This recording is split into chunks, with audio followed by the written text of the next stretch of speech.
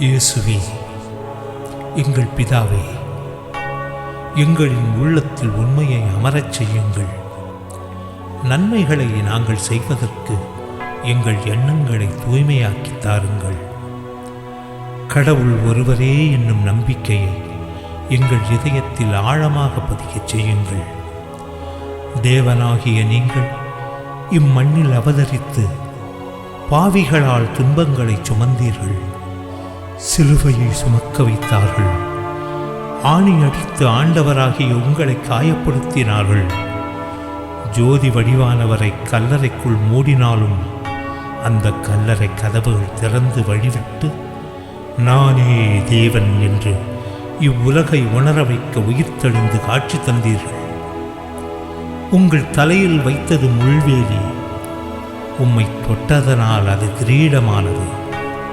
அரக்கர்கள் அடித்தது ஆணி, ஆனால் உமக்கது மலர்காம்பு. உங்கள் உடலிலிருந்து வழிந்தது இரத்தமல்ல, பாவத்தை கழுவிடும் அருள் நீர். கண்களை மூடிக்கொள்ளுங்கள், கர்த்தரின் முகம் தெரியும். மௌனத்தில் வாழ்ந்து பாருங்கள், தேவனின் குரல் கேட்கும். ஆமென்.